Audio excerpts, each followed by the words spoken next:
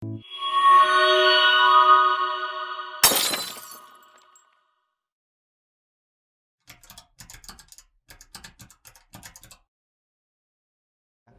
kalau kita lihat misalnya standar kita yang pertama misalnya dari Kamus Besar Bahasa Indonesia, organisasi itu adalah kesatuan yang terdiri atas bagian-bagian dalam perkumpulan untuk tujuan tertentu gitu ya.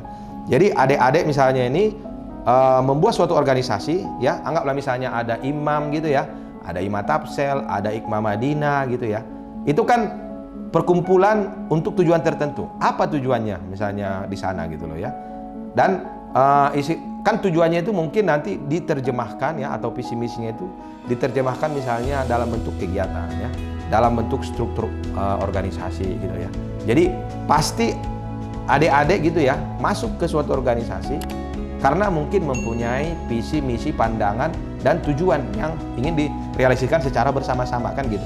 Barangkali misalnya kalau misalnya anggaplah misalnya tujuan itu kita lakukan secara sendiri ya, mungkin tidak menghasilkan ya, atau tidak bisa kita lakukan sendiri. Tapi mungkin kalau kita secara bersama-sama itu mungkin lebih bisa gitu ya. Atau seperti judul kita tadi, organisasi itu kalau kita di-create gitu ya, misalnya organisasi adik-adik nih kalau di-create gitu ya, bisa mengembangkan diri gitu ya, bisa menjadi wahana gitu ya, atau tempat berkumpul, tempat berbagi, tempat saling bertukar ilmu, pikiran dan pengalaman ya, untuk menghasilkan misalnya ide-ide dan pemikiran kreatif ya. Jadi sebenarnya kita juga merindukan gitu ya, misalnya nanti adik-adik mahasiswa misalnya dari Sumatera Utara menjadi misalnya pemenang lomba wirausaha mandiri, menjadi misalnya pemenang lomba kepemimpinan gitu ya. Itu kan menarik gitu ya. Jadi kita perlu sebenarnya menciptakan tokoh gitu ya, menciptakan tokoh-tokoh baru, kaderisasi gitu ya. Jadi ya salah satunya bisa didapat dari berorganisasi gitu ya. Jadi organisasi itu ya biar jalan, biar maju harus terdiri dari bagian-bagian atau perkumpulan untuk tujuan tertentu. Artinya samakan dulu nih. Dan ini harus kalian juga update. Misalnya siapa ketua ya istilahnya Imam Tapselnya sekarang nih, siapa ketua Ikma Madinahnya, siapa saya ketua misalnya di UI atau di tempat lain gitu ya. Terus kalau kita lagi misalnya menurut Gibson ya, organisasi itu merupakan satu kesatuan yang memungkinkan masyarakat mencapai suatu tujuan yang tidak dapat dicapai melalui tindakan individu secara terpisah gitu ya. Jadi kita berorganisasi karena kita nggak bisa selesaikan sendiri, sehingga saya ikut gitu loh. Artinya kan beban yang berat tadi kalau bersama-sama mungkin akan lebih ringan gitu ya. Jadi akan ringan kita jingjing sehingga kita lebih cepat juga untuk menyelesaikannya gitu ya. Dan mungkin yang kita coba ambil satu lagi dari Edgar Garsen ini, saya kira ini menarik gitu ya. Dia sebutkan bahwa organisasi itu merupakan koordinasi sejumlah kegiatan manusia yang telah direncanakan untuk mencapai maksud dan tujuan tertentu bersama melalui pembagian tugas dan fungsi serta melalui serangkaian wewenang dan tanggung jawab gitu loh ya. Jadi berorganisasi itu ya, oke, kita samakan tujuannya, makanya istilahnya ada nanti rapat kerja gitu ya, rapat misalnya pengurus gitu ya, dengan mencapai tujuan tapi juga membangun gitu loh ya, atau misalnya membiasakan ya, atau menjadi habit bertanggung jawab gitu loh ya. Makanya sebenarnya ya adik-adik mahasiswa menurut saya ya, ini saya kira perlu kalian renungkan gitu ya. Orang yang aktif ya berorganisasi ya, itu kan istilahnya nirlaba gitu loh ya, itu kan lebih kepada pengabdian. Maka nanti setelah dia misalnya terjun di dunia nyata atau misalnya terjun di bisnis, dia akan jauh lebih profesional gitu. Karena yang tidak dibayar aja dia sudah profesional, sudah bertanggung jawab. Apalagi misalnya nanti ada sesuatu yang didapat gitu loh ya. Jadi itu harus diasah saya kira ya.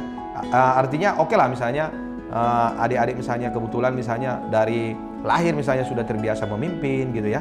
Atau misalnya dari keluarganya juga sudah memimpin, tapi kan itu perlu diasah ya, diimplementasikan dan direalisasikan. Misalnya bagaimana bentuk tanggung jawabnya. Tiba-tiba misalnya saya ditunjuk sebagai ketua panitia, saya ditunjuk sebagai misalnya MC, saya ditunjuk misalnya sebagai logistik. Bagaimana saya bisa menyelesaikan tugas-tugas organisasi secara baik gitu ya, sehingga bermanfaat bagi internal organisasi dan juga misalnya eksternal organisasi yang mengikuti acara yang sedang kita buat tersebut gitu ya. Kalau itu misalnya sudah menjadi habit ya, atau sudah menjadi kebiasaan Anda misalnya melakukan secara profesional, pada saat nanti Anda di dunia kerja itu akan memudahkan gitu loh ya. Artinya atau ya bukan lagi misalnya harus dipaksa oleh atasan gitu ya, tapi ya memang saya sudah terbiasa gitu loh ya. Jadi saya sudah terbiasa mengerjakan tugas-tugas gitu ya, atau istilahnya beban yang diberikan ke saya gitu loh ya. Karena saya sering sampaikan gitu ya. Mungkin ini fakta atau misalnya kita juga lihat bahwa kita sama-sama punya tangan dua. Kita sama-sama punya kaki dua gitu ya. Saya kira secara fisik kita sama gitu loh. Apa sih yang membedakan satu dengan yang lain? Ya, mungkin banyak gitu ya, tapi salah satunya menurut saya adalah pola pikir gitu loh ya. Jadi pola pikir itulah yang membuat seseorang itu berbeda gitu loh ya. Saya misalnya sering menjadi panutan misalnya Yusuf Kala gitu ya.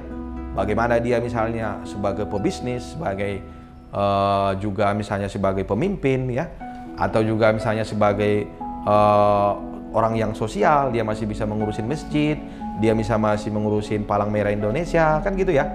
Itu kan kalau kita lihat, apa dia nggak capek dengan misalnya umur segitu gitu ya. Ya tapi karena misalnya dia udah terbiasa gitu loh. Dari kecil dia misalnya sudah berorganisasi gitu ya. Dari mahasiswa dia juga sudah aktif berorganisasi. Sehingga tugas-tugas itu dengan pola pikir bisa dia selesaikan semua gitu loh ya. Dan ini harus dibiasakan. Nggak bisa, itu kan karena dia udah jadi, enggak gitu loh. Jadi makanya kita perlu melihat jalan story orang. Makanya kalau mau sukses biasanya, ya kalau minimal yang saya lakukan ya, datangilah orang-orang sukses, tanya bagaimana cara hidup dia gitu loh ya. Saya kebetulan baru 3 hari yang lalu lama ngobrol dengan Bang Saud Usman Nasution gitu ya. Kita lihat dia karirnya bagus di kepolisian gitu ya, organisasi sosialnya, tapi dia juga dari kampung gitu loh. Dia bukan orang istilahnya dari orang berada, tapi dia dari kampung, dari Mandailing sana. Dia ceritakan masa kecil. Bagaimana itu bisa jadi ya? Pasti ya dia melakukan kebiasaan-kebiasaan bagaimana kita bermasyarakat, bagaimana berorganisasi gitu ya. Bagaimana kita istilahnya berkomunikasi, saling tukar pendapat gitu ya. Karena berorganisasi itu juga salah satunya bagaimana kita menyampaikan pendapat kita itu agar bisa diterima orang. Dan bagaimana kita menjawabnya atau mengcounternya secara baik gitu ya, agar ide-ide yang kita sampaikan itu masuk dan berterima di pemikiran teman-teman kita gitu ya. Setia Dakara TV, dapatkan terus informasi seputar pendidikan, bisnis UMKM IKM, serta energi dan lingkungan. Dapatkan terus notifikasi dari YouTube channel Dakara TV. Jangan lupa subscribe, like, comment, and share YouTube channel ini.